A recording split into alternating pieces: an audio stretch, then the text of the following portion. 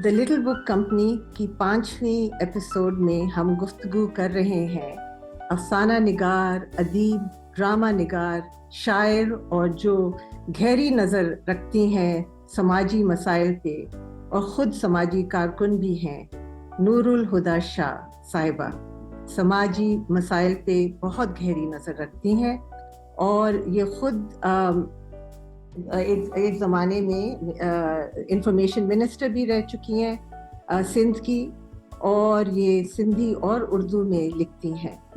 और इनके जो सबसे पॉपुलर ड्रामे जो सीरियलाइज हुए थे वो हैं जंगल, मारवी, फासले और तपिश। वेलकम नूरुल हुदा शाह। बहुत शुक्रिया, बहुत शुक्रिया। और एक बात जो मैं भूल गई कहना वो ये थी कि आपको 2008 में pride of performance presidential award भी मिला है पाकिस्तान में। उसे तो रहने उसे तो रहने ही दें। क्यों? वो अब गुफ्तगू आगे बढ़ेगी तो मैं बताऊं या अभी बताऊं कि वो परवेज मुशर्रफ का दौर था और वो अवार्ड अनाउंस हुआ। सो मेरे जहन में जो चीज थी कि मैं ये अवार्ड रिसीव करने जाऊंगी और वहां खड़े होकर लेने से इनकार कर दूंगी, सामने खड़े होकर। हुआ ये कि मेरे पेरेंट्स रहते थे मदीने में। अम्मा की मेरी तबीयत ठीक नहीं थी, उन्हें हार्ट अटैक हुआ था, तो मैं चली गई मदीने उनके पास। पीछे अना ने, सिद्दीकी ने, उन्हें भी मिला था। सो वो वहाँ मौजूद थी, उन्होंने रिसीव किया और मैं वापस आई तो सुल्ताना ने मुझे वो अवार्ड दिया। तो बस वो फिर सुल्ताना हमारी मेरी बहुत ही बड़ी दोस्त है। मैंने जिंदगी में उनसे बहुत कुछ सीखा भी है। कुछ दोस्त होते हैं ऐसे दिखा भी देते हैं। तो फिर मुझे मुनासिब नहीं लगा कि मैं उस पर कुछ भी कमेंट करूं अब, और वैसे भी देर हो चुकी थी। वो जो भी है प्राइड ऑफ परफॉर्मेंस अपने सर्टिफिकेट समेत, जब मैंने सर्टिफिकेट पढ़ा तो मैं जरा हिल गई कि सदर पाकिस्तान आपको ये अता करते हैं। तो ये जो अता करने का लफ्ज था, इसने मुझे बड़ा परेशान किया। So, वो अवार्ड, वो सर्टिफिकेट समेत पता नहीं डब्बों में कहीं, पता नहीं कहाँ पड़ा हुआ है। मैं उसे सामने लाती भी नहीं, उसका जिक्र भी नहीं किया करती। तो ये मैं आपके साथ एक जाती सी बात है जो शेयर कर रही हूँ। बहुत ही दिलचस्प बात है और मैं अपने दिमाग में सोच रही हूँ कि इसको किस तरह से उल्टा कर दें बात को, कि आपने से अब ये शर्फ अता फरमाया कि आपने ये अवार्ड ले भी लिया। तो ये तो आपकी तरफ से आपने उन पे एक क्या कहना चाहिए, you were the one who conferred on them a favour. तो उनकी आपकी वजह से। नूर आपने। बस ये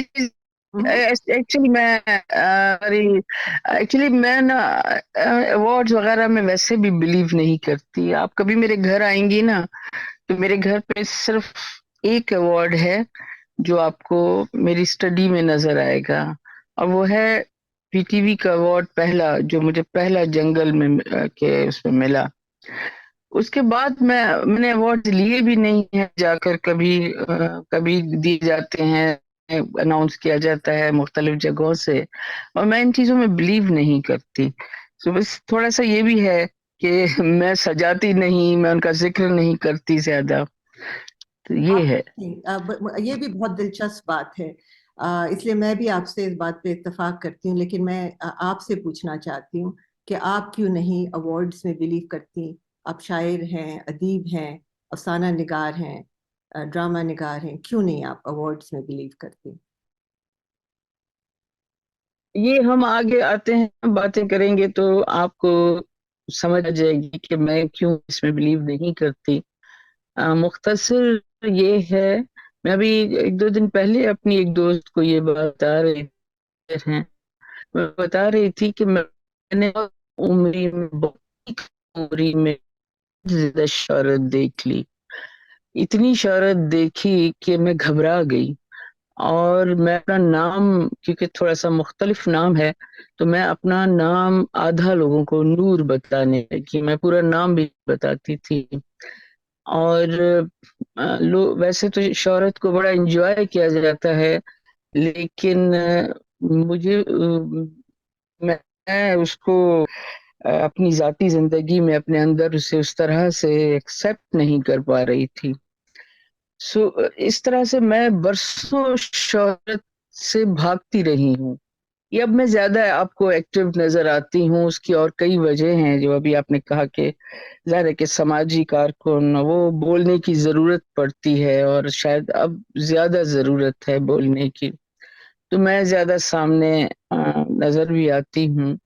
अदरवाइज बरसों मैं बिल्कुल खामोश बैकग्राउंड में रही, और वजह सिर्फ ये थी कि मुझे शोहरत से परेशानी होती थी। और मैं आपको ये भी बता दूं कि मैं एक तवील अरसे के बाद कोई इंटरव्यू दे रही हूँ। इंटरव्यू से भी मुझे थोड़ा सा होता है कि मैं क्या अपने बारे में बात करूं। तो ये मेरे मजाज का एक हिस्सा है, आई थिंक कि मुझे तारीफ और अवार्ड्स और ये चीजें थोड़ा सा से घबराहट सी होती है। जी, मेरा तो ख्याल था कि आपके मिजाज का एक बहुत बड़ा हिस्सा ये है कि आप जो भी आपके जहन में है बात, जो आप कहना चाहती हैं, वो आप बहुत दिलेरी से और बहुत ही खूबसूरती से कहती हैं।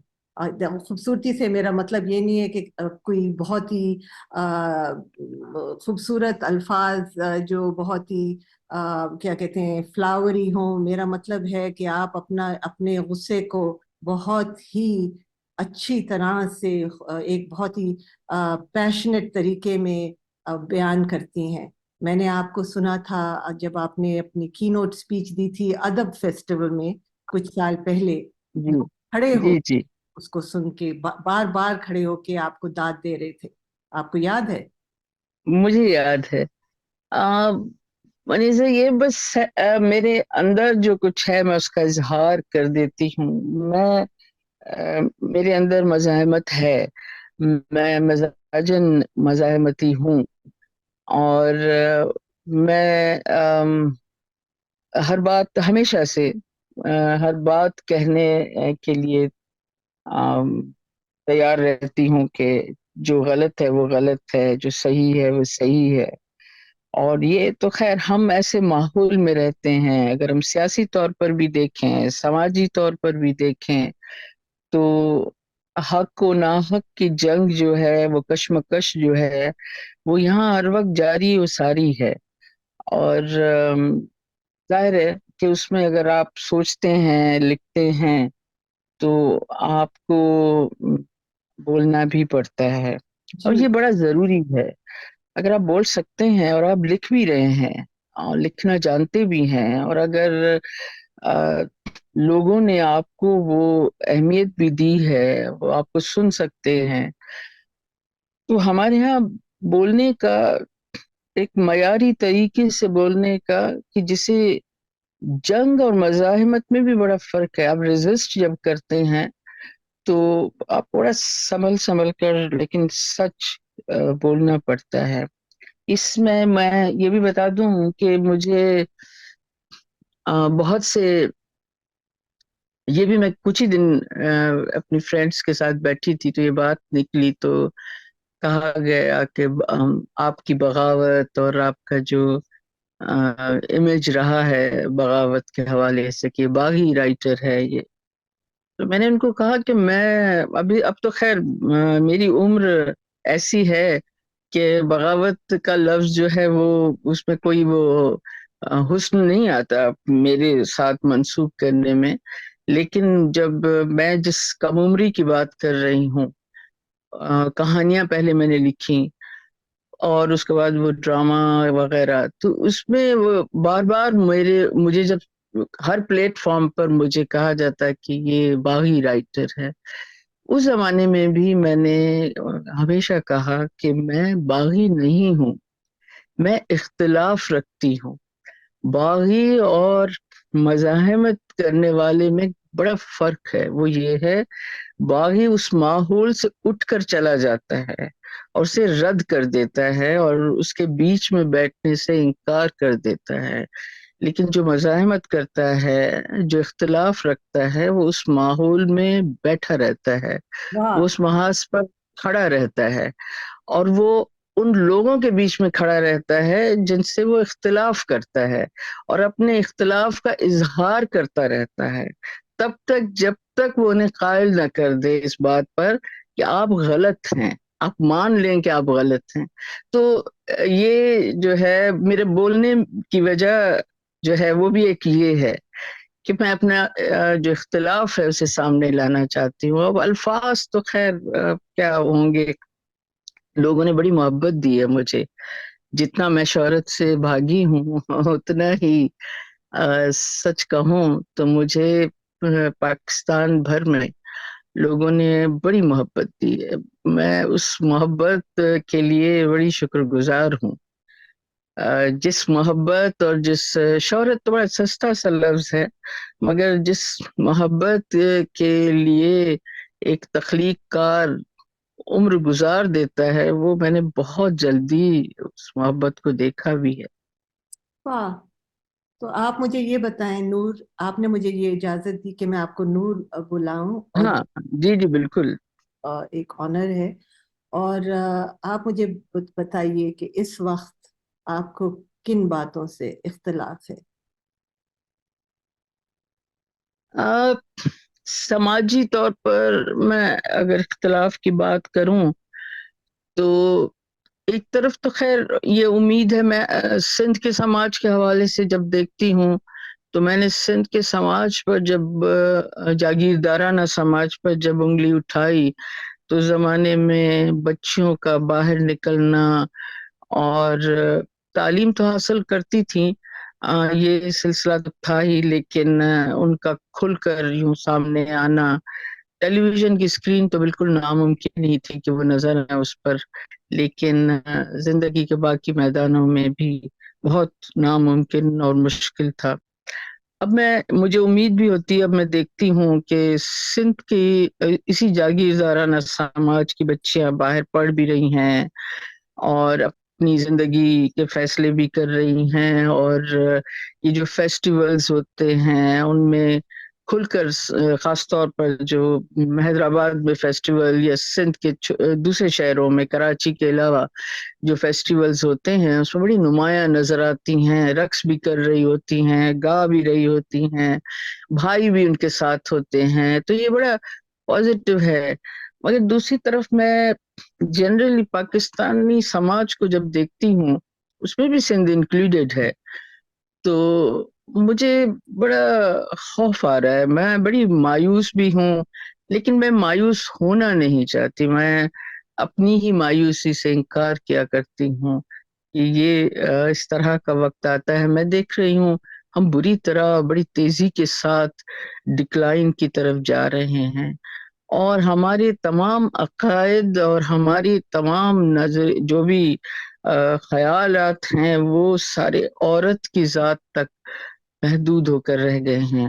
جی. یعنی میں دیکھتی ہوں کہ اگر ایک گنہگار مرد جو ہے وہ اب اگر اپنے گناہوں کا، ظاہر ہے ہر انسان گنہگار ہے، ہر انسان آدھا شیطان ہے آدھا انسان ہے، جانور بھی ہے، تو لیکن وہ جب اپنے گناہوں کو اس سے جب مذہبی بننا پڑتا ہے اور اپنے گناہوں کا حساب کرنے بیٹھتا ہے تو اس کا پہلا شکار اس کے گھر کی اور گلی محلے کی عورت ہو جاتی ہے۔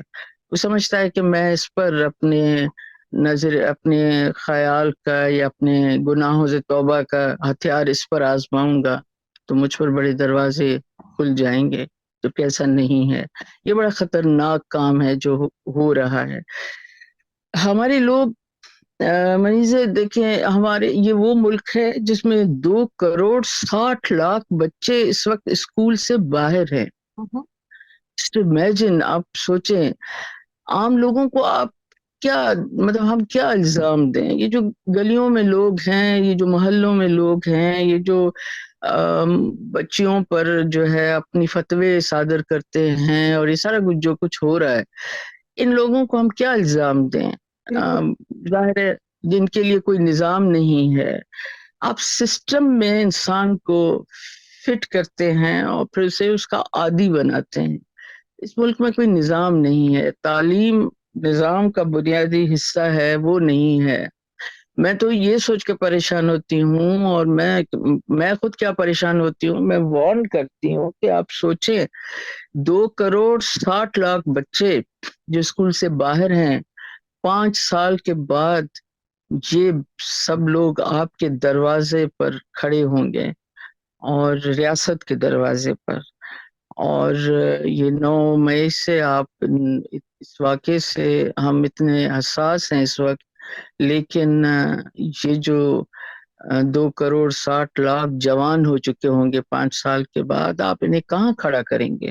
بالکل اور یہ گلیوں محلوں میں ہر جگہ آپ کا جینا مشکل ہو جائے گا، آپ اپنی بات نہیں کر سکیں گے، عام آدمی بھی نہیں کر سکے گا، اور بالکل اسٹیبلشمنٹ اور حکومتیں اور یہ سب لوگ طاقتور بھی نہیں کر سکے گا، کوئی بھی نہیں کچھ کہہ سکے گا، کیونکہ بنیاد نہیں ہے، وہ نظام کے اندر، سسٹم کے اندر بیٹھا نہیں ہے بچہ، جی اور وہ جوان ہونے جا رہا ہے، وہ سمجھتا ہے کہ میں دوسروں کی راہ چلتی عورتوں اور بچیوں پر فتوے لگا کر میں عالم بن جاؤں گا، وہ اور کیا دنیا کرے، تو مجھے، وہ کیا اور کرے. دنیا تو دیکھیں نا، وہ کیا سوچتا ہے بچہ جو اس طرح کی حرکتیں کر رہا ہے، جو دوسروں کی بیٹیوں کے راستے روک رہا ہے، وہ سوچ کیا رہا ہے؟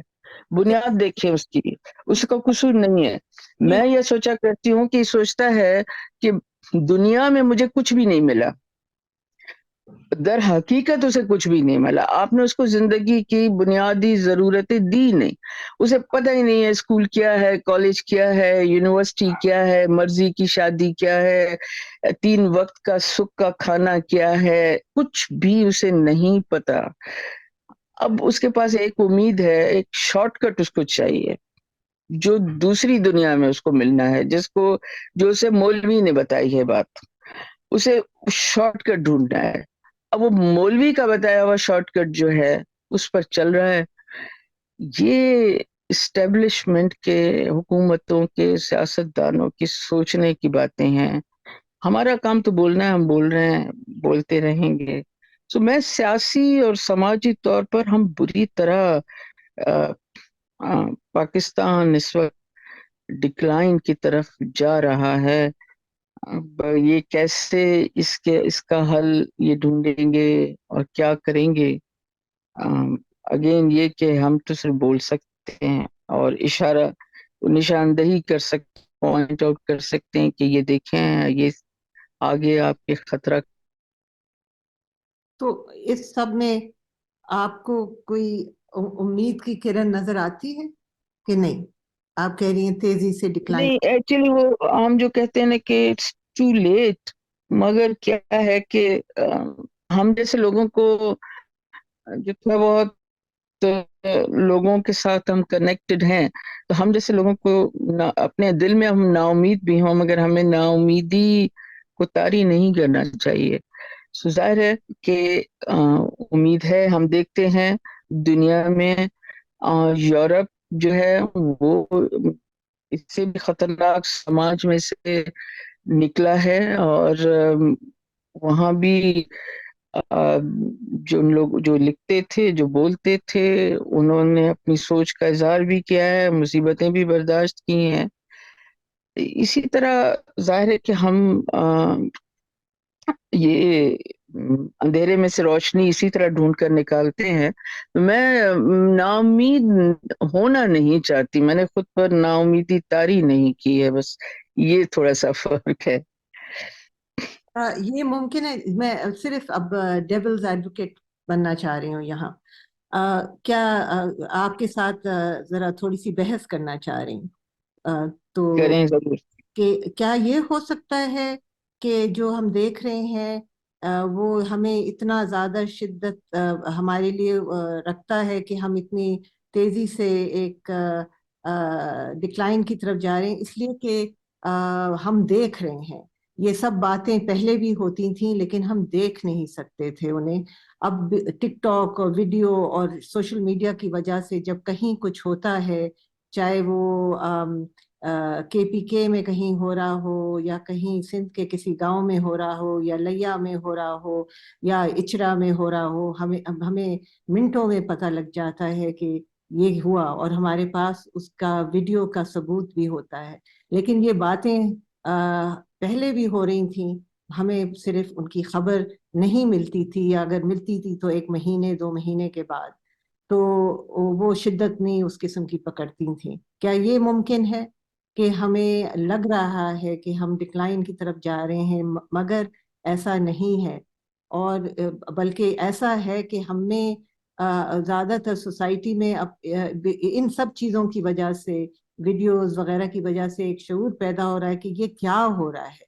अगर ये डेटा पॉइंट्स ही हैं हर, तो हम उन पे भी अपनी अब सब लोग आवाज उठा रहे हैं और हैरत और खौफ से इन्हें देख रहे हैं और एक तरह से डिस्गस्ट से देख रहे हैं कि क्या सचमुच हम ये हैं।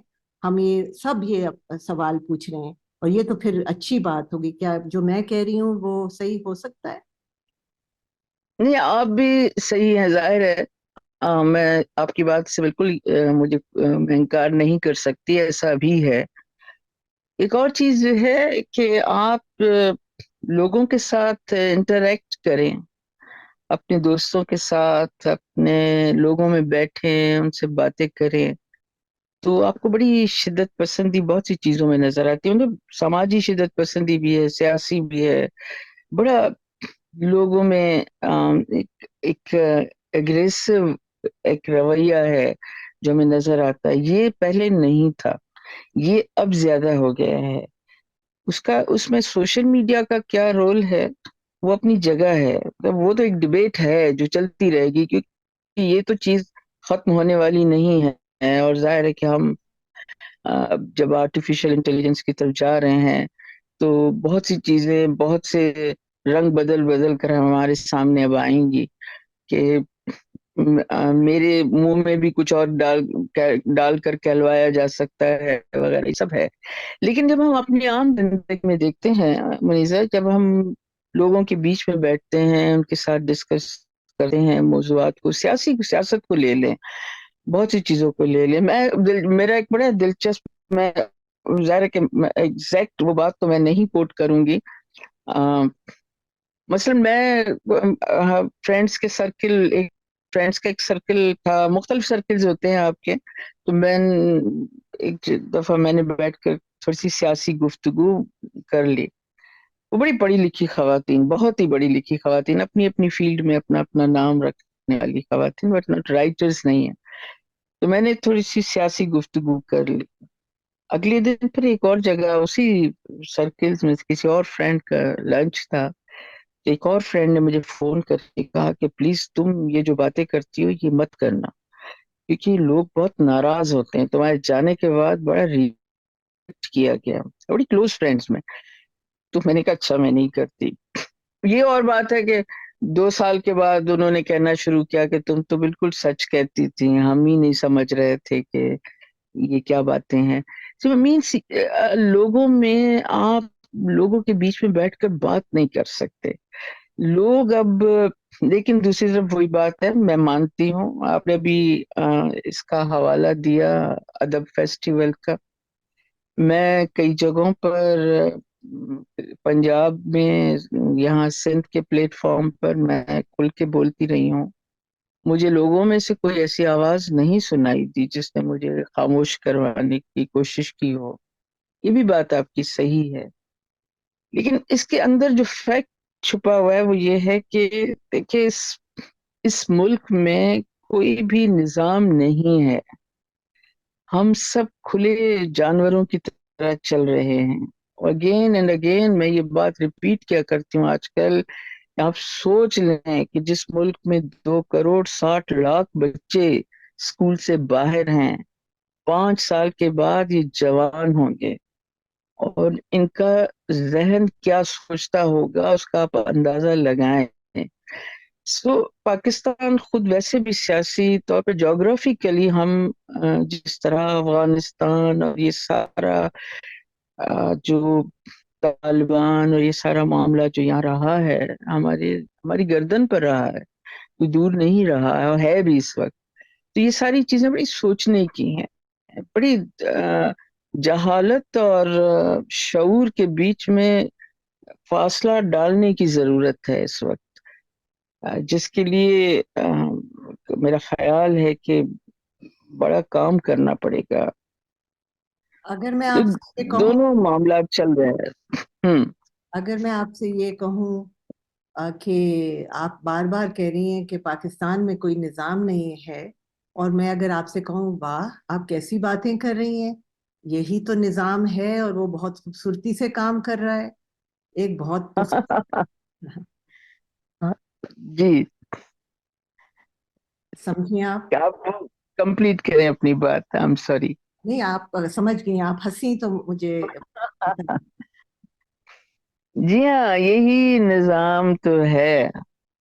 پچھلے دنوں کچھ دن پہلے ملتان میں لٹریچر فیسٹیول تھا، کچھ ہی دن ہوئے ہیں، لاسٹ ویک کی بات ہے. سو وہاں پر ایک سیشن رکھا گیا اسی موضوع پر.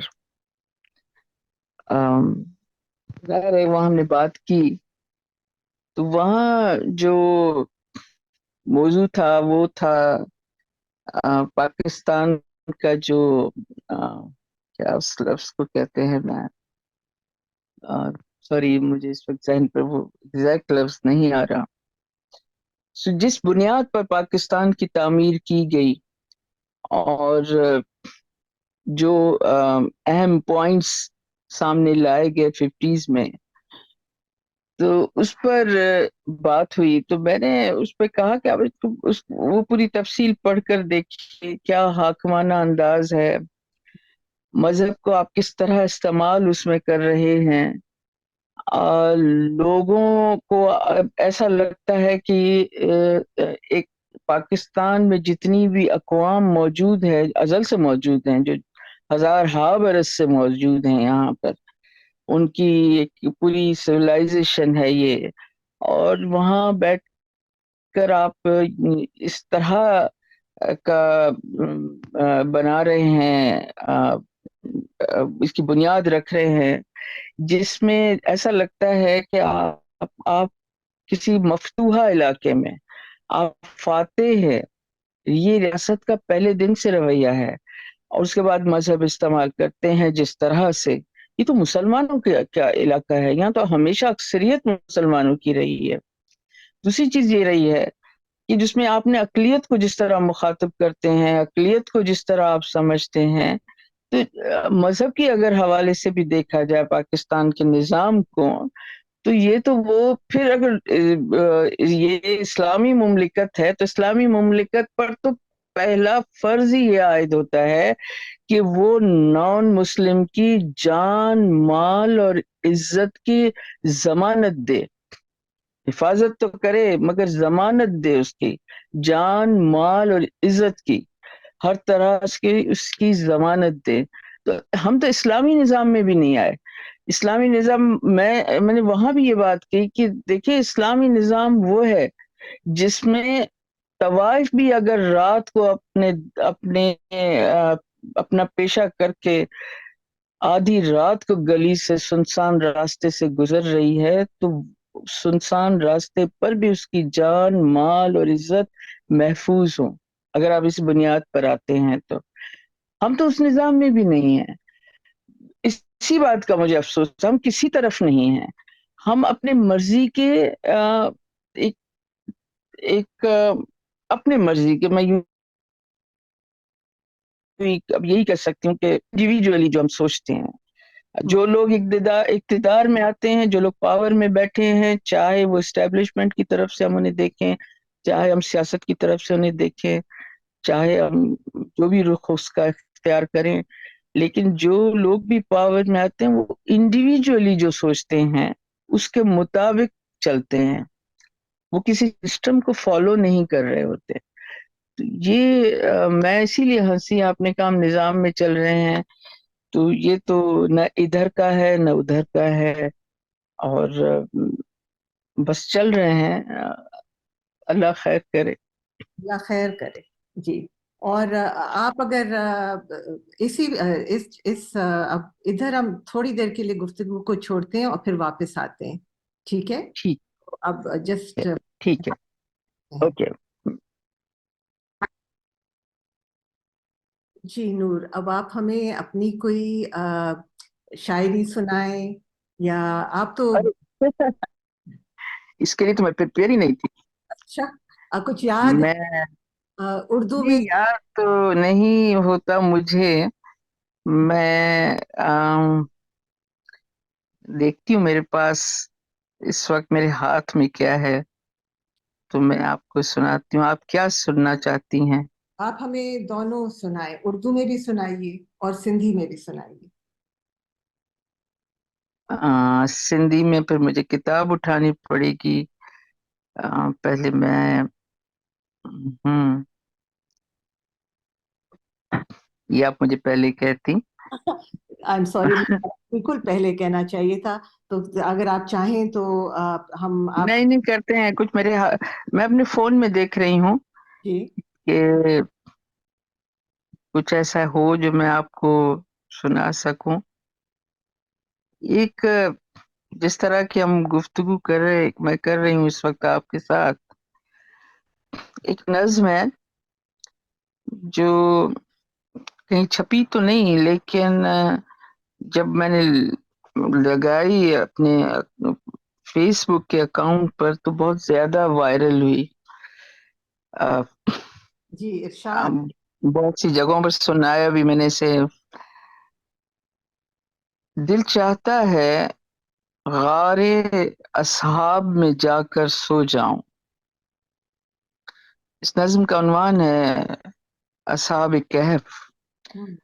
دل چاہتا ہے غار اصحاب میں جا کر سو جاؤں، جب نیند سے اٹھوں میرا زمانہ گزر چکا ہو، میرے سکے کھوٹے پڑ چکے ہوں، میری بات کوئی نہ سمجھتا ہو، کوئی مجھے نہ جانتا ہو نہ پہچانتا ہو. بازار زمانہ سے گزروں تو ایسے جیسے روح وجود سے نکلتی ہے.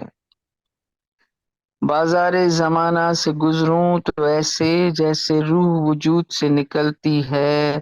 ہر سانس جیسے دامن جھاڑ کر گزرتی ہے.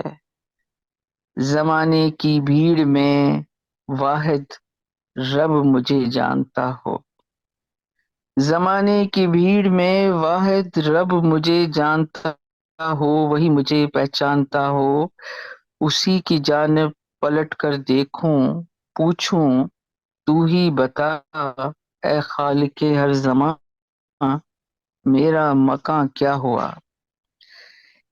تو ہی بتا اے خالق ہر زمان، میرا مکاں کیا ہوا. اس زلزال زمانے میں کہاں پیر رکھوں میں، کہاں جاؤں میں. رب کہے تیرے زمانے اب نہیں رہے. انسان سبھی مر چکے، مصاحب سبھی غاروں میں چھپ گئے. اجل سے پہلے سو گئے، اب صرف ہجوم زندہ ہے، جنون زندہ ہے. تو بھی لوٹ جا، تو بھی لوٹ جا غار اصحاب میں پھر سے جا کر سو جا. میں پناہ پناہ پکارتی غار کی طرف لوٹ جاؤں. غار کے دہانے پر بیٹھا سگ قدیم تر. آپ کے سننے والے جو ہیں ان کے آسانی کے لیے تھوڑا سا ایکسپلین کر دوں کہ سگ کے معنی کتے کے ہیں جو غار اصحاب کہف کے دروازے پر بیٹھا تھا. رب کہے تیرے زمانے اب نہیں رہے، انسان سبھی مر چکے، مصاحب سبھی غاروں میں چھپ گئے. اجل سے پہلے سو گئے، اب صرف ہجوم زندہ ہے، جنون زندہ ہے. تو بھی لوٹ جا، تو بھی لوٹ جا غارِ اصحاب میں پھر سے جا کر سو جا، میں پناہ پناہ پکارتی غار کی طرف لوٹ جاؤں، غار کے دہانے پر بیٹھا سگ قدیم تر غر رائے مجھ پر، کہا تھا نہ تجھے غار سے باہر نہ نکل۔ یہ ایک نظم ہے جو بہت اس پہ تو بہت گفتگو ہوتی ہے، لیکن میں کہوں گی کہ ایک طرف اختلاف ہے جو آپ کہہ ہاں رہے، اصطلاح اور ایک طرف ایک جستجو ہے فنا ہونے کی، اور شکوہ ہے، اور پھر اس میں ایک بہت گہری سوچ ہے، ایک کہہ لیں کہ جو مذہب کا بھی ایک پہلو آتا ہے، لیکن وہ پہلو جو رینیول کا ہے، اردو میں رینیول کو کیا کہیں گے، ہاں ہر بار کہ وہ پیغام آیا، لیکن اس پیغام کو ہم سمجھ نہیں سکے، پھر لوٹے پھر آیا، پھر لوٹے پھر آیا۔ ہاں یہ ہے۔ میں ایک اور نظم آپ کو سناتی ہوں، میں نے ایکچولی یہ اس زمانے میں لکھی تھی جب شام میں جنگ ہو رہی تھی، اچھا سنائیے۔ اور لیکن آج ابھی میرے سامنے اچانک آ گئی ہے، آج تو فلسطین ہمارے سامنے ہے۔ ہم فلسطین کا بھی سوچیں گے اور شام کا بھی، اس لیے شام میں جنگ رکی نہیں ہے۔ ہاں اس کا عنوان ہے دستک۔ عظیم سرحدوں کے اس پار بسنے والوں، عظیم سرحدوں کے اس پار بسنے والوں، میں عظیم سرحدوں پر لگی باڑ تلے پھنس رہ گیا انسان ہوں، آدھا اس طرف ہوں آدھا اس طرف ہوں۔ واہ، یہ جو بار وائرز لگی ہوتی ہیں سرحدوں پر، عظیم سرحدوں کے اس پار بسنے والوں، میں عظیم سرحدوں پر لگی باڑ تلے پھنس رہ گیا انسان ہوں، آدھا اس طرف ہوں آدھا اس طرف ہوں۔ عظیم سرحدوں کے اس پار بسنے والوں، بس تھوڑی سی جگہ مجھے بھی دے دو، 4 گز زمیں سے بھی چھوٹی جگہ، بس ایک سانس بھر جگہ، ایک بھوکے نوالے جتنی جگہ، ایک پیاسے گھونٹ پانی جتنی جگہ، سولی پر نیند کے ایک جھونکے جتنی جگہ، ٹھٹھرتی سردی میں چند سلگتے انگاروں جتنی جگہ، دھوپ کی تپش میں سائے کے گما جتنی جگہ، صحرا میں سراب جتنی جگہ، بس تھوڑی سی جگہ دے دو، میرا بچہ میرا بچہ دھماکوں کی آوازوں سے لرزتا ہے رات رات بھر، میرا بچہ دھماکوں کی آوازوں سے لرزتا ہے رات رات بھر، ہم اس جنگ میں کس کی طرف کے لوگ ہیں، اٹھ اٹھ کر پوچھتا ہے مجھ سے رات رات بھر، رات رات بھر میں اسے بلا عنوان کہانی سناتا ہوں کہ ہم نہ زندگی کی طرف کے لوگ ہیں نہ موت کی طرف کے لوگ ہیں، ہم اندھیروں میں پناہ کے پیادہ مسافر ہیں، ہم اندھیروں میں پناہ کے پیادہ مسافر ہیں، ہم اندھیروں میں اندھیرا اوڑھے ہوئے، اندھیرے غاروں کی تلاش میں پھرتے ہوئے، اندھیرے میں اندھیرا بن کر چھپتے ہوئے، عظیم سرحدوں کی کانٹوں بھری باڑ تلے رینگتے ہوئے، آدمی کے لیے ممنوع زمیں پر ہوں سے لکیریں کھینچتے ہوئے، نئے جہاں کے گمانوں کے نقشے بناتے ہوئے، مٹی میں مٹی ہوئے جاتے ہیں ہم، عظیم سرحدوں کی باڑ تلے ہی رہ جاتے ہیں ہم، مائیں ہمیں جنم دیتی تو ہیں مگر جنم لیتے لیتے رہ جاتے ہیں ہم، عظیم سرحدوں کے اس پار بسنے والوں، میں سرحدوں پر لگی کانٹوں بھری باڑ تلے फड़फड़ाता रह गया एक इंसान हूँ। वो मेरे पीछे दिखता हुआ मेरा देश, जिसकी शहरियत का कार्ड और पासपोर्ट बारूद से फटी अनगिनत लाशों के कचरे में रह गया है कहीं, भागते में मेरे हाथ से गिरकर खो गया है कहीं। इस इंसानी गार्बेज को कोई गार्बेज ट्रक भी उठाने आता नहीं अब।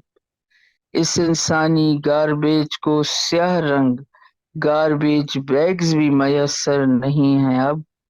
मैं इन गले सड़े इंसानी जिस्मों के गार्बेज से उठकर भाग निकला, खाली हो चुका इंसान हूँ।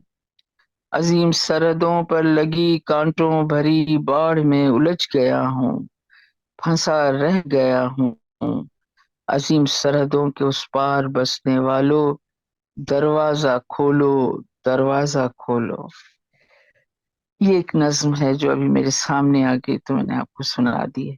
वाह, बहुत से ख्याल आ रहे हैं, लेकिन पता नहीं मुझ में सलाहियत है कि नहीं कि इस पे बात करूं आपके साथ। तो आप जब अभी गई गई थी मुल्तान से, वो होके आप जी गई हैं वापस, और जी बहाउद्दीन ज़करिया के मज़ार पे गई, और अ, दूसरे मज़ारों पे, तो आप उस वक्त किसी तरह से आप इस नज़म से जोड़ सकती हैं आपकी जो वहाँ कैफियत थी। नहीं, मैं अ, अनीसा, मैं पता नहीं, अ, मैं सोचा करती हूँ शायद मेरे अंदर जो है मामलात मुख्तलिफ तरह के रंगों में, मैं एक आम इंसान हूँ। और हाँ, मेरा उठना बैठना तो सारा बोलना आप लोगों के सामने है, बट मैं जाती तौर पर बड़ा तसव्वुफ से भी मेरा बड़ा वो है, रुझान है मेरा। एक हम कह सकते हैं कि शौक है, या एक, मैं कनेक्शन लफ्ज नहीं कहूंगी, ये बहुत बड़ा लफ्ज है, लेकिन पसंद है मुझे। और वो मेरा बैकग्राउंड भी शायद ऐसा रहा है, मेरी जिंदगी उस तरह से भी गुजरी है। वो फिर कभी मैं किताब भी लिख रही हूँ उसके हवाले से। लेकिन आमतौर पर मैं मज़ारात पे जाती नहीं हूँ। मेरा कई शहरों में जाती हूँ, लेकिन मैं मेरी दिलचस्पी आमतौर पर मज़ारात से नहीं है, मेरा तसव्वुफ से है शौक बड़ा। लेकिन मैं पहली दफा जिंदगी में पिछले साल गई थी, सैलाब के बाद सिंध में जो सारी तबाही आई थी। तो वर्ल्ड बैंक इस पर काम कर रहा है, सैलाब पर उनको घर बना कर देने में, उसकी सारी जो भी सपोर्ट है सिंध गवर्नमेंट को दी उन्होंने। तो एक इन्होंने वर्ल्ड बैंक वालों के साथ मैंने एक टूर किया था, मुझे ले गए थे कि आप चलें और लोगों से मिलें और देखें, फिर उसके बाद भाई को देखें, फिर उसके बाद हम जब इस पर काम करेंगे तो फिर वो रिजल्ट आपके साथ शेयर करेंगे। तो मैं उनके साथ गई थी सेवन की तरफ। तो मैं पहली बार जिंदगी में, मैं सिंध में रहती हूँ, मैं पहली बार कलंदर गई। अच्छा। तो वहां भी मैंने जब कलंदर से बाहर आई और फिर वापस कराची आ रही थी, तो मैंने रास्ते में लिखा कि मेरा और कलंदर का जो मकालमा था हमारे बीच में, मेरा था में ऑब्वियसली मेरी इतनी इमेजिनेशन है वो, उसी हवाले से ऐसा नहीं है कि कलंदर मुझसे बात कर रहे थे। लेकिन मैंने वो लिखा कि उन्होंने मुझे कहा कि अंदर आ जाओ, मैं बर है, मैंने कहा नहीं, मैं बाहर ही ठीक हूँ, फिर वगैरह। लेकिन उसके आखिरी जो जुमले मैंने लिखे वो मैंने कहा कि आप तो सिंदड़ी के कलंदर हैं, आपके सामने मेरी सिंदड़ी और सिंदड़ी के लोग डूब गए सैलाब में और आप देखते रहे। तो हाँ, मुझे कहा कि कलंदर का काम इंसानी जहनों की आबियारी करना है, उनके शऊर पर काम करना है, कलंदरों का काम करामत दिखाना नहीं है। तो इसी तरह बड़ा लोगों ने पसंद किया उसे, जो भी। ये बाउद्दीन जकरिया पे तो मैं गई, इत्तेफाक से मैं मुल्तान गई, कभी गई नहीं थी। तो मुल्तान में तो है ही मज़ारात। मुझे अ, एक ड्रामा लिखा था जिसका मैंने जिक्र किया, और अब जाहिर है मैंने वो लिखा था, मैंने क्यों बाउद्दीन जकरिया का मज़ार डाला, क्यों मैंने मुल्तान लिखा, या ये तो मुझे कभी समझ नहीं आई बात। सो वहां गई तो बड़ा, शायद कुछ हम लिखते वक्त भी कुछ चीजों से कुछ ताल्लुकात जोड़ लेते हैं। मुझे बड़ा अपनापन महसूस हुआ, मैं बड़े शौक से करीब जाकर खड़ी हुई। अम, और तो कुछ नहीं किया मैंने, वही फातिहा पढ़ी, पर जो फील किया वहां पर, मुझे लगा कि मेरा, शायद मैंने जब लिखा था तब से मेरा कुछ ताल्लुक बना हुआ है। सो वो ताल्लुक मैंने वहां, इंकिशाफ था मेरे लिए कि अच्छा, मेरा, मैंने लिखी एक चीज, लेकिन वो लिखने के बाद मेरा ताल्लुक बना हुआ है जो बाकी मज़ारात पर मैंने नहीं महसूस किया, और यहाँ आकर महसूस किया है। मेरा अंदाज लिखने का थोड़ा सा, इस तरह की बातें जब मैं लिखती हूँ या बात करती हूँ तो मेरा अंदाज थोड़ा सा वो, क्योंकि तसव्वुफ भी ज़ाहिर है मेरा शौक है, और मैं अ, ज़ाहिर पढ़ती भी रही हूँ, मेरे सामने कुछ चीज़ें इस तरह की आती भी रही हैं, लेकिन मैं उसे दूसरों पर इस्तेमाल करने की कायल नहीं हूँ कि मैं लोगों को बैठकर तसव्वुफ सिखाऊं और पढ़ाऊं। मैं मजहबी भी हूँ, मेरा अल्हम्दुलिल्लाह, मैं बड़ी, मुझे अ, अपने ईमान के लिए बड़ी हसास भी हूँ कि इस मुश्किल ज़माने में सलामत रह जाए। अ, मेरे ज़िंदगी का बड़ा हिस्सा पैदाइश से लेकर, आँख खोलने से लेकर, मैंने आँख खोली तो मेरी ज़िंदगी का एक बड़ा हिस्सा जो है वो मदीने में भी गुज़रा है, मक्का में भी गुज़रा है। मेरे पेरेंट्स का बड़ा वहाँ, शुरू में तो उनका आना-जाना रहा वहाँ, हर साल का। ज़ाहिर है मैंने आँख खोली तो मैंने तो वही मंज़र देखा। सो मैं उस माहौल में भी बड़ी हुई हूँ। मैं रही तो यहाँ हूँ, पली-बड़ी मैं लाहौर में हूँ 15 साल की उम्र तक। पैदाइश से लेकर, क्योंकि वो 1 यूनिट का दौर था और मेरे वालिद की पोस्टिंग थी लाहौर में, तो मैं लाहौर में ही पली-बड़ी। और उसके बाद हम सिंध में हैं, लेकिन मेरे वालिदैन का आना-जाना बहुत ज़्यादा रहा, हर साल का रहा। और फिर वो वहाँ रिटायरमेंट के बाद वो मदीने में ही रहने लगे। तो मेरा बड़ा, मुझे बड़ी मोहब्बत है, मतलब मैं सिंपल लफ्ज़ों में कहूँ कि मैं कोई वो नहीं हूँ कि बड़े दावे की बात नहीं है, पर मुझे मदीना बड़ा अपना वतन महसूस हुआ करता है, बिल्कुल ऐसे जैसे मैं सिंध के लिए हसास हूँ, तो पाकिस्तान के लिए। तो ये चीज़ें मैंने असल में बड़ी छोटी सी उम्र से ऑब्जर्व भी की हैं। मैं, मेरे लिए मुझसे पूछा जाता है तुम्हारी मेमोरीज में सबसे ज्यादा क्या तुम्हें चीज, या मतलब खूबसूरत लगती है जिसे सोचकर तुम, बच्चे भी मेरे पूछा करते हैं तो जानते भी हैं इस बात को। तो मैंने कहा करती हूँ कि मेरी सबसे हसीन मेमोरी बचपन की वो ये है कि मेरे वालिदैन रोज़ा रसूल के आगे खड़े होते थे और मैं वहां उस तरह खेल रही होती थी जिस तरह बच्चा किसी गार्डन में खेलता है, और दौड़ रही होती थी, खेल रही होती थी, वही रोजा रसूल के आगे पीछे घूम रही होती थी, वो अपना पढ़ रहे होते थे। तो कि जो मैं आज अपना वो ऐसी जगह पर अपना दौड़ना, खेलना, और वहां के वो जो सफाई करने वाले, वो मेरा, जिस तरह मेरे, मुझे उस जमाने में मशीनें नहीं थी, तो बड़े लंबे स्टूल होते थे जिनके नीचे पहिए लगे होते थे, जिससे वो मस्जिद नबवी की सफाई चढ़ के करते थे। मैं उनके साथ उस पर चढ़ के पूरी मस्जिद नबवी में घूम रही होती थी। तो ये चीजें मैंने बहुत बचपन में देखी हैं, ऑब्जर्व की हैं मैंने।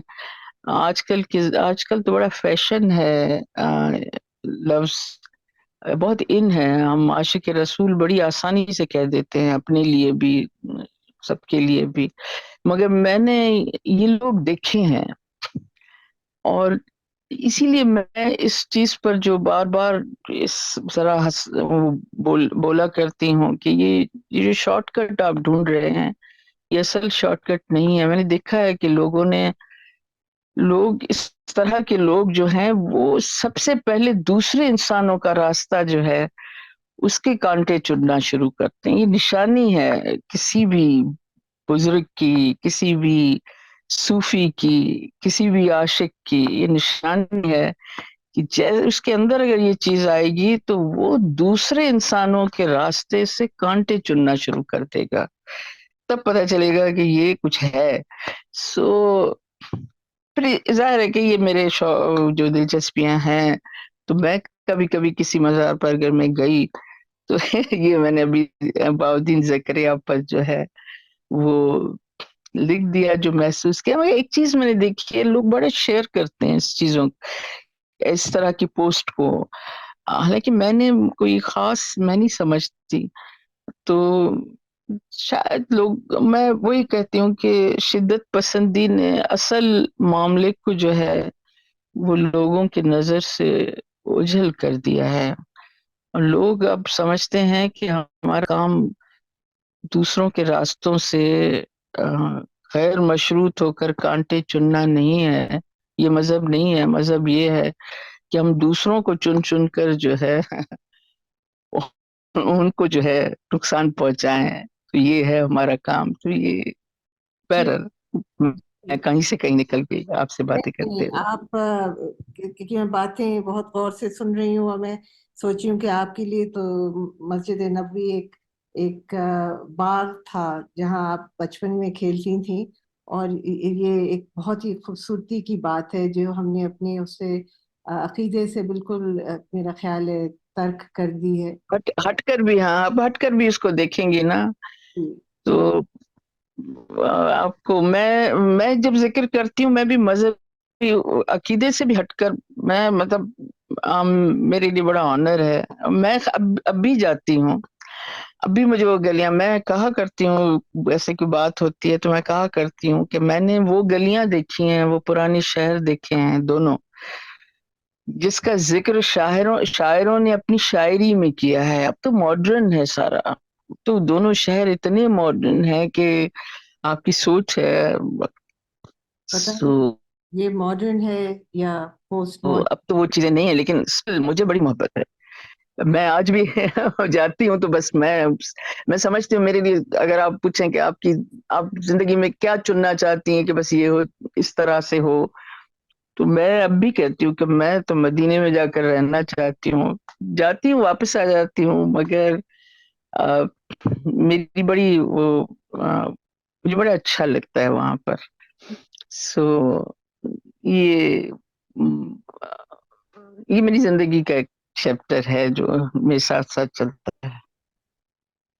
اور آپ نے تھوڑی دیر پہلے کہا کہ شہباز قلندر کے مزار پہ جا کے آپ نے کہا کہ دیکھیں آپ نے اتنے لوگ آپ کے ڈوب گئے، اور آپ کو احساس ہوا کہ قلندر آپ کو بتا رہے ہیں کہ بھئی قلندروں کا کام ہے ہاں، شعور پھیلانا. تو شعور پھیلانا ہے، یہ بالکل. مجھے ایک دم سے خیال آیا کہ کیا میرا تو خیال تھا کہ قلندروں کا کام ہے لوگوں کے ساتھ ڈوب جانا، لوگوں میں ڈوب جانا. قلندر لوگوں میں ڈوبتے ہی تو ہیں جی بڑی مشکل وقتوں میں. دیکھیں یہاں میں تو یہ ایون یہ جو صوفیاء ہیں ہمارے اس پورے ریجن میں، ہندوستان میں، ادھر پاکستان میں، یہ جو تمام صوفیاء اکرام ہیں، میں یہ سب انسانی شعور پر کام کرنے کے لیے بیٹھے. یہ چیز کہ ہمیں دوسروں کے راستوں سے کانٹے چننا ہے، یہ اصل کام ہے. ہم ادیبوں کا بھی یہ کام ہے، ہم شاعروں کا بھی یہ کام ہے، ہم میرا اپنے طریقے سے کرتے ہیں. خیال ہم زمانے میں کانٹے چننے کا ہی تو کام کرتے ہیں. خیال تھا تو کہ ہے کہ دوسروں کے راستے سے کانٹے چن کے اپنے راستے میں ان کانٹوں کو ڈال دیں اور ان پہ سے چل کے جائیں۔ بالکل، ہم جب اپنی جھولی میں دوسروں کے راستوں کے کانٹے بھر بھر کے نکلتے ہیں، اور قلندروں کا تو کام یہ ہے، یہ صوفیاء سارے، پھر ہماری جو کلاسیکل، میں اس کو کلاسک، یہاں تو صوفی شاعری کہا جاتا ہے، میں اسے کلاسیکل شاعری کہا کرتی ہوں۔ اس سے پہلے میں کچھ دن پہلے فیصل آباد کی لٹریچر فیسٹیول میں تھی، اس کا موضوع تھا ہماری کلاسکس، اس ریجن کی جو بھی کلاسکس ہیں، ہمارا کلچر۔ میں نے وہاں کہا کہ ہم نے دنیا میں کہیں ایسا نہیں ہوتا ہے، ہم نے اپنی ہمارے جو کلاسک ہے، ہمارے جو شاعر ہیں، ہم صوفی شاعر ان کو کہتے ہیں، یا یہ ہماری زبان پر آ گیا ہے، وہ جو ہمارے تمام شاعر ہیں پورے اس ملک میں، دنیا میں کہیں ایسا نہیں ہوتا ہے، ہم نے ان کے اوپر ہری چادریں ڈال کے انہیں محکمہ اوقاف کے حوالے کر دیا ہے۔ آپ نے کہیں سنا ہے کہ شاعری کو مذہب کے کھاتے میں ڈالا جائے؟ کبھی بھی نہیں ہوتا ہے ایسا۔ اور کیا شاعری ہے، پنجابی کی دیکھ لیں، سرائکی کی دیکھ لیں، سندھ کی دیکھ لیں۔ میں سندھ کے حوالے سے کہا کرتی ہوں کہ ہم نے ایک کام کیا ہے، ہم نے شاہ لطیف کو اٹھا کر کھڑا کر دیا ان ہری چادروں میں سے، ہم نے ان کی شاعری کو ایک، مطلب ہمارا، آپ سمجھیں، میں سمجھتی ہوں کہ سندھ جو بھی بنیاد، ہمارے شعور کی جو بنیاد ہے وہ شاہ لطیف ہے، اور لیکن شاہ لطیف سمیت، سچل سمیت ہمارے سارے، شاہ حسین، بلّہ شاہ کی شاعری جو ہے وہ ہماری بالکل جس ماحول میں ہم ہیں اس کے بالکل خلاف کھڑی ہے۔ اور خواجہ فرید کی شاعری، یہ ساری چیزیں جو ہیں ہم نے ان پر چادریں ڈال کر انہیں محکمہ اوقاف کے حوالے کر دیا ہے۔ سمجھنے کی کوشش ادروائز تو کریں۔ یہ انہوں نے بڑا کام کیا ہے، آپ ان کی شاعری کو اگر ہم ان کو ایز شاعر اگر ہم ان کو اپنے سماج میں زندہ رکھتے اور جی یہ کام نہ کرتے، تو آپ سمجھیں کہ ہمارے لوگوں کا شعور کہاں پہنچا ہوا ہوتا۔ تو یہ قلندر، یہ صوفی شاعر، یہ پیورلی جو خالص مذہبی راستے سے صوفی ہیں، یہ لوگ سب نے اس ہندوستان پاکستان کے سماج میں، اس سب کانٹیننٹ میں جہاں ہندو مسلمان ہر مذہب ساتھ ساتھ رہ رہا تھا، ان میں جو بیج بویا تھا وہ ہم نے یہاں کا ستیہ ناش مار دیا۔ جی، اب میں ریسنٹلی لاہور، جب آپ ملتان میں تھی میں لاہور میں تھی، اور میں بیبیاں پاک دامنہ جو میں ہر سال ضرور جاتی ہوں، اور بہت ڈیکیڈ سے جاتی ہوں، ضرور ایک دفعہ سال میں۔ اس پہ بھی انہوں نے وہی ایک کنکریٹ کی چادر چڑھا دی ہے، سیمنٹ کی چادر چڑھا دی ہے، دیواریں کھڑی کرتی ہیں، جس طرح سے ہم نے یہاں غازی یہاں غازی شاہ عبداللہ کی مزار۔ جی جی جی تو وہ تو پھر وہی بات ہے نا جو آپ نہیں سمجھ رہے نور، یہ نظام ہے، یہ بہت بہترین نظام چل رہا ہے، تو یہ جی ہاں نہیں ہے۔ جی ہاں بالکل۔ لیکن ہم نے یہ سارا، یہ نظام بنا کرنا، ہم نے لوگوں کو اس میں مصروف کر دیا ہے۔ یہ ان مزاروں پر جتنے بھی لوگ جاتے ہیں ان سے پوچھیں تو صحیح کبھی کہ اس انہوں نے کہا کیا ہے، کسی کو کچھ معلوم نہیں۔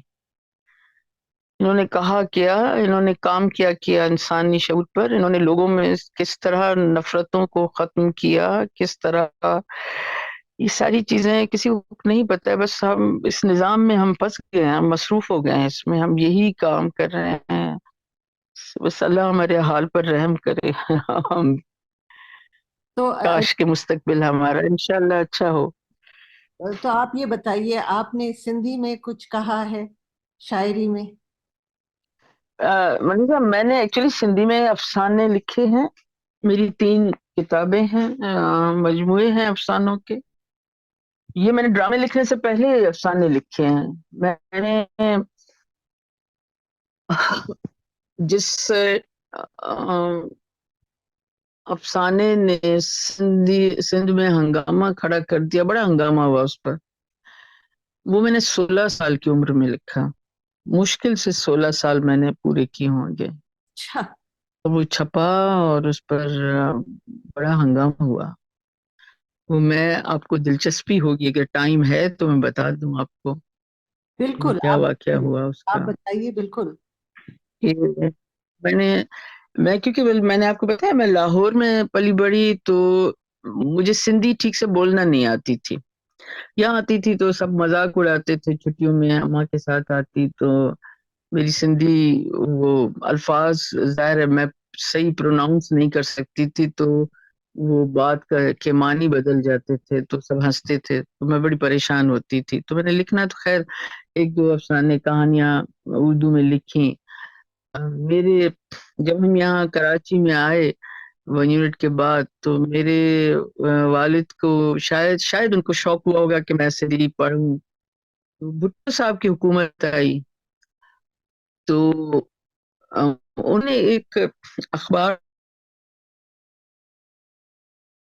ہلال پاکستان کے نام سے، اس جی. کے جو ایڈیٹر ہوئے سراج الحق میمن، وہ خود سندھی کے بڑے ناولسٹ، دانشور اور بڑا ان کا کام ہے، گزرے ہیں.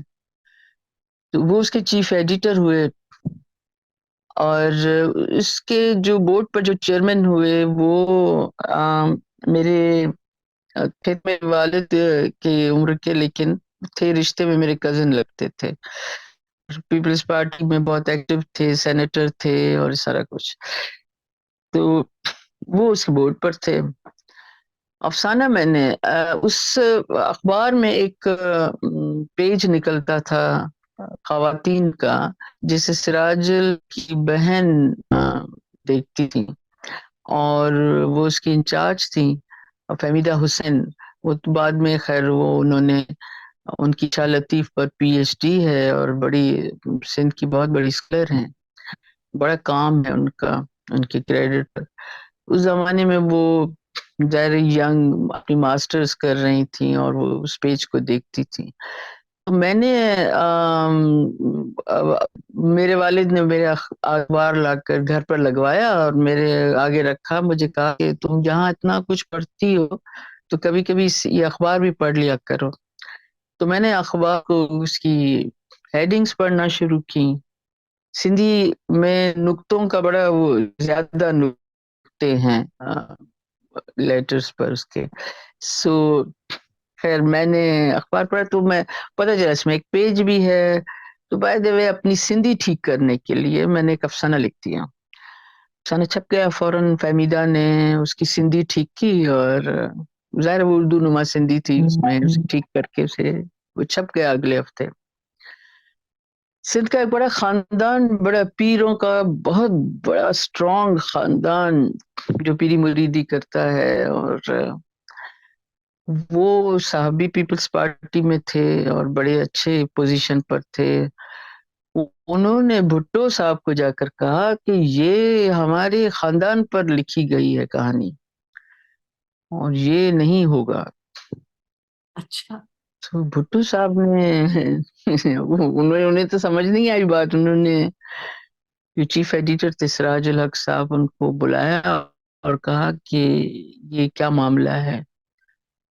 تو انہوں نے کہا کہ یہ کہانی ہے، چھپی ہے. انہیں پتا تھا شاید یا کسی طرح. انہوں نے کہا میں زیادہ نہیں جانتا اسے کون ہے، مگر یہ فلاں شاہ صاحب جو ہیں ان کی رشتے میں کچھ لگتی ہیں. شاہ صاحب کو بلایا گیا. شاہ صاحب کون تھے؟ قمر زمان شاہ ان کا نام تھا. اس وقت جو پیپلز پارٹی میں نوید قمر ہیں ان کے والد تھے.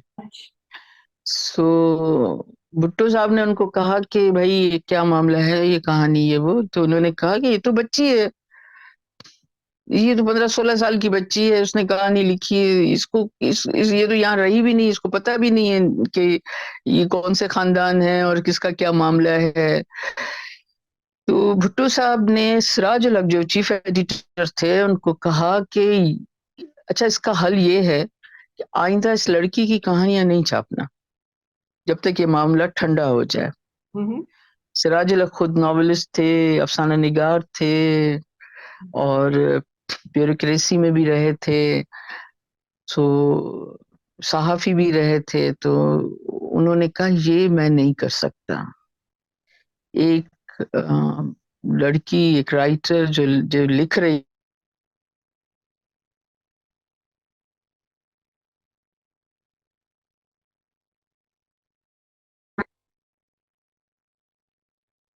जी नूर, आप कह रही थी कि फिर। जी, अब पता नहीं कहाँ है, मुझे पता भी नहीं चला कि कब आप तो आप कह रही थी कि ऑफलाइन।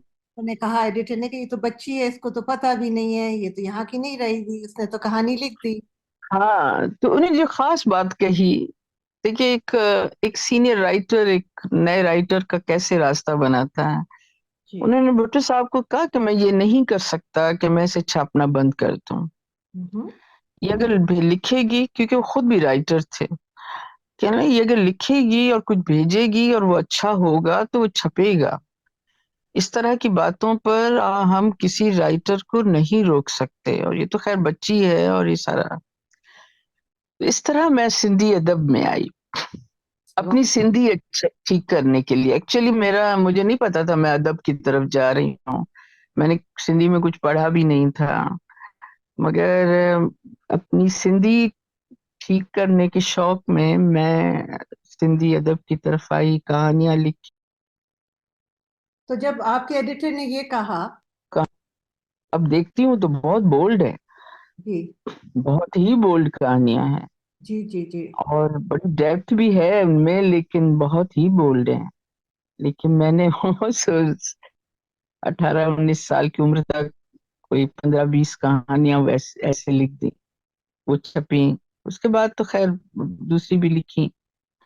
तो अभी आप सिंधी में सिंधी में शायरी का एक मजमुआ है, जी। मैंने अभी खोला है। मैं आपको आखिर में बस सिंधी शायरी सुनाती हूँ। मैंने जैसे ही खोला है, उसकी शायद पहली नज्म है इत्तेफाक। देखिए, ये फरवरी 1987 में फलस्तीनियों का कोई जो कैंप था, कैंप इस पर नोट लगा हुआ है, camp शतीला camp and शबरंज। Bridge Al बराजना।